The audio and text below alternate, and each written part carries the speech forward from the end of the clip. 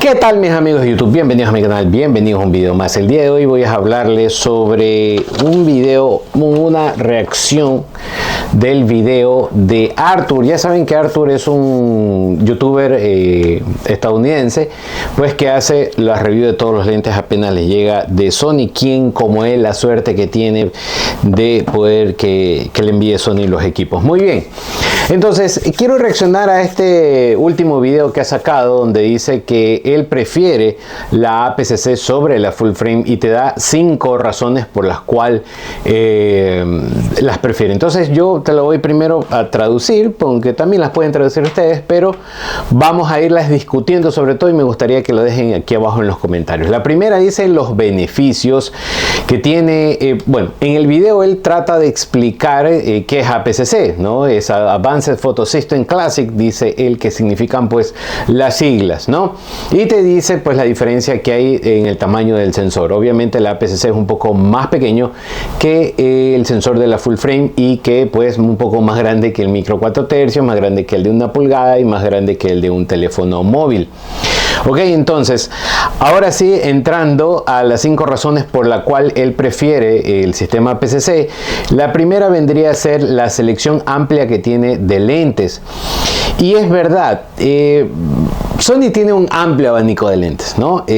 Costosos, no costosos, con sus ventajas, sus desventajas, de terceros, en fin, una infinidad de objetivos, ¿no? Sin embargo, no son tan buenos los lentes de APS-C cuando salieron, ¿no? Por ejemplo, el 16 mm f2.8 de Sony no es tan bueno, no es tan nítido. El 20 mm f2.8 tampoco es tan nítido que se diga. Y el 1670 f4 hay dos versiones, el size. La versión que es mala, que él mismo hizo review en su tiempo, y la versión que es buena, ¿no?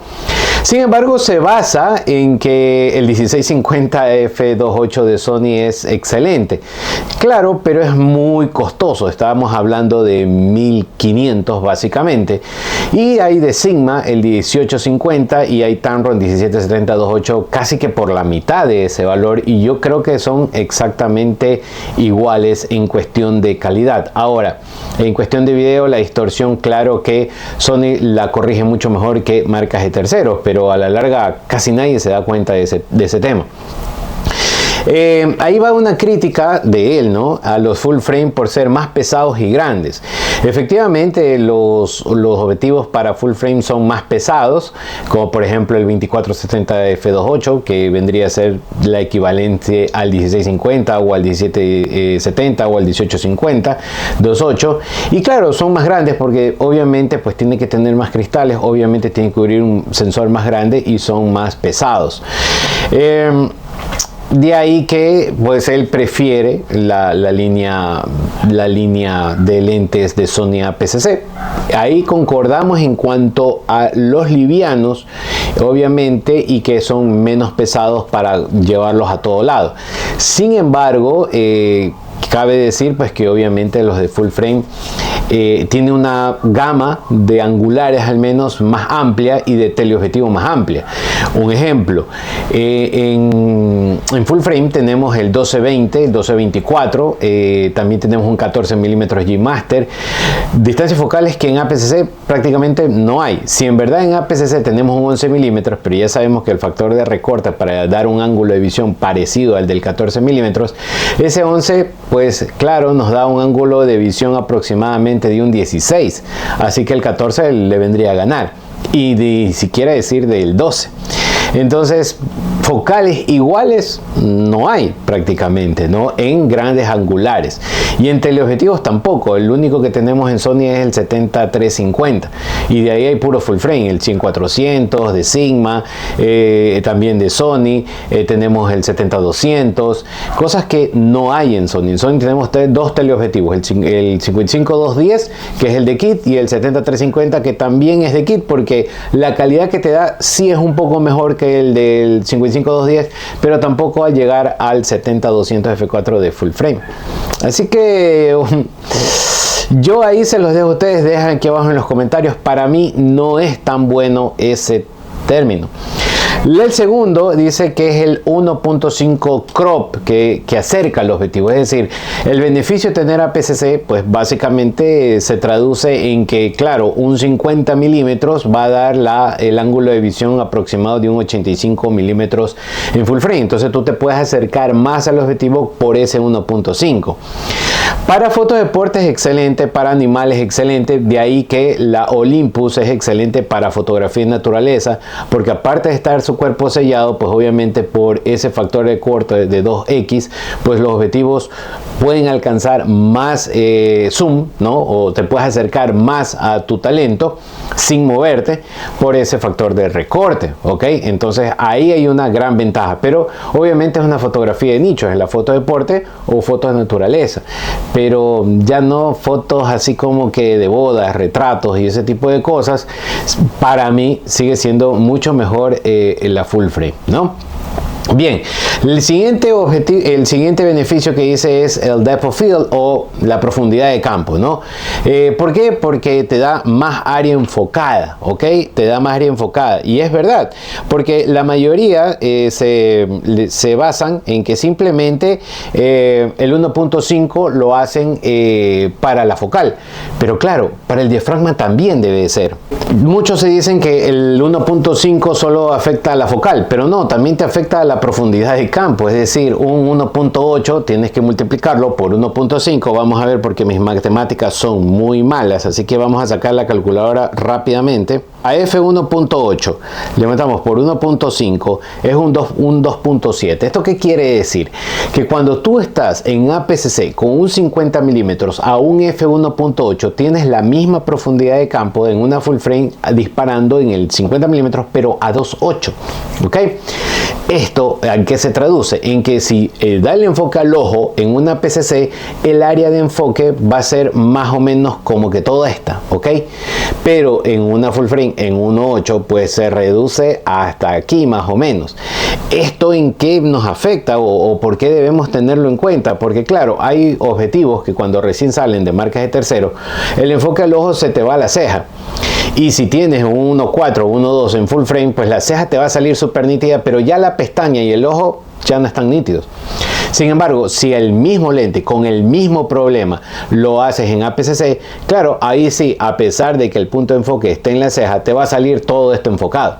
Entonces eso sí es una ventaja según él, porque te da el área más enfocada. Por eso es que el Viltrox 75 mm 1.2 te da ese efecto wow, ese efecto de que es una foto tomada con full frame, porque claro, el 1.2, volvemos aquí a la calculadora, si ese 1.2 de diafragma, 1.2 por el 1.5, ahora sí estoy disparando a 1.8 en full frame, ¿ya? Entonces por eso te da ese desenfoque bastante bonito que nos gusta a la mayoría, y que tampoco estoy diciendo que solamente aquellas fotos que tengan desenfoque de fondo son hermosas, no, nada que ver, pero es el efecto. Es bonito, no se lo cabe negar, sino porque los teléfonos celulares sacaron el modo retrato. Entonces todos buscan eso y es lo que el marketing hace que tengas. Entonces, bueno, la profundidad de campo él la da como beneficio para que el área salga más enfocada, aún disparando a 1.8 o a 1.4, comparada siempre con una full frame.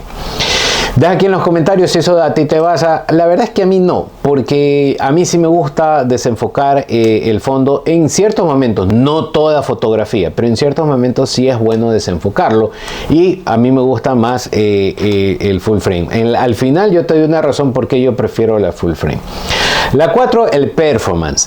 El performance, él dice que ahí regresa al pasado, convenientemente, porque dice que la Sony A6000 es mucho mejor que la Sony A7R o 7S en su momento, o la 7. Y efectivamente la Sony A6000, que salió en el 2014, tenía un enfoque brutal, como ustedes dicen, o bestial, o efectivo en realidad, con esos puntos de enfoque que tenía, frente a la 7R, que pues era un enfoque por contraste y solo tenía 25 áreas de enfoque, 25 puntos de enfoque, igual la 7S por contraste, igual a 7.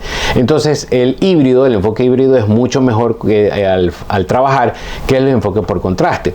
Entonces claro, la A6000 era mucho mejor que una 7R en cuestión de contraste.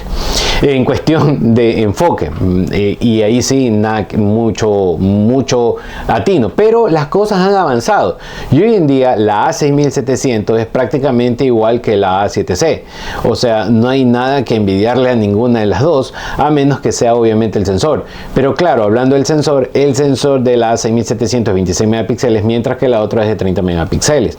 Entonces no se pueden comparar porque tienen mayor resolución, pero bueno, en performance, la inteligencia artificial, el seguimiento, los botones, todo prácticamente es igual. Y ahí es el primer punto que yo sí le doy de crédito, porque hoy en día el performance son casi iguales las cámaras en Sony, no hay una gran diferencia. Y claro, el quinto punto que él pone es el precio. Y si el precio estamos hablando de que son cámaras prácticamente iguales, la 6700 con la A7C2, la una vale 1400 y la otra vale 2200, obviamente con $800 podemos comprarnos varios lentes.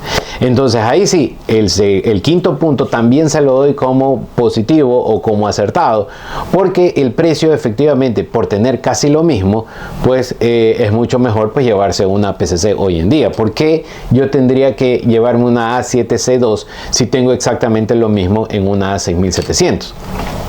¿Por qué? ¿No, verdad? Entonces bien, esos son los 5 beneficios que él te dice. Ya yo pues he reaccionado frente a esos puntos. Déjame aquí abajo en los comentarios qué es lo que tú piensas, y ahora sí te voy a dar la razón por qué yo siempre recomendaré una full frame antes que una PCC. En primer lugar, el ángulo de visión. ¿No, verdad? El ángulo de visión es importante tenerlo siempre claro. Y la mayoría de tutoriales, cursos, libros, siempre te van a decir, por ejemplo, esta foto fue tomada en 35 milímetros, pero tú coges un 35 milímetros en una PC en tu cámara y vas a hacer la foto y no te sale igual. Es porque el profesor o el instructor de ese libro, de ese curso, de ese tutorial, pues usó una full frame. Ese sería el primero. El segundo, para mí, es la profundidad de campo. No puedes igualar la profundidad de campo en ninguna de las otras cámaras, ¿no? Y la tercera, para mí, es también, así como dice, la elección de lentes. Pero sí, ya te he demostrado que la elección de lentes no vas a encontrar nada en APS-C igual que en full frame en lo que se refiere en gran angulares y en teleobjetivos. De ahí el resto, por ejemplo, un 24, un 35, un 50 y hasta ahí, son iguales las focales, ¿no? O sea, sí la vas a encontrar en el mercado, pero en teles, en Sony no hay. En Fuji tal vez por ahí, pero son carentes. Y en angulares recién ahora se han puesto pilas sacando el 10-20, el 11, el 12 de Samyang, el 13 de Viltrox, el 14 de ZT Artisan, el 15 de Sony, el 16 de Sigma, que todo el mundo lo ama, ¿no, verdad? Entonces ahora se han puesto pilas, pero en su momento no había, ¿no? Entonces, bueno, por eso. Y aparte, yo estoy en contra de muchos que dicen, yo voy a dedicarme a la fotografía, voy a comprarme la cámara más barata a ver si me gusta. ¿Esto qué quiere decir? O sea, vas a experimentar. La verdad es que yo siempre he dicho, si vas a entrar en algo, éntrale con todo, con todas tus fuerzas, con todas tus ganas, con todo tu empeño, y saca lo mejor de ese hobby, de esa rama, de esa técnica, de algo de lo que tú te metiste. Sácale lo mejor y anda con todo, no a medias tintas, porque me voy a comprar una PCC, la más baratita, la más turrita, porque no sé si vaya a salir. Entonces, si no sabes, no compres nada, mi amigo, porque vas a desperdiciar tu dinero. Una cámara es un activo que a la larga cuesta, así sea de segunda mano, así sea de lo que sea. Estamos hablando de 200, 300 dólares o 400 dólares, más el objetivo, más los filtros, más los estos, más las pilas, más las tarjetas. Terminas gastando, así sea de segunda mano, así sea la más turra, unos 600 dólares aproximadamente. ¿Para qué? Para decir, quizás, ojalá me guste. No, yo no pienso así. Nos vemos en el siguiente. Pasa bien, chau.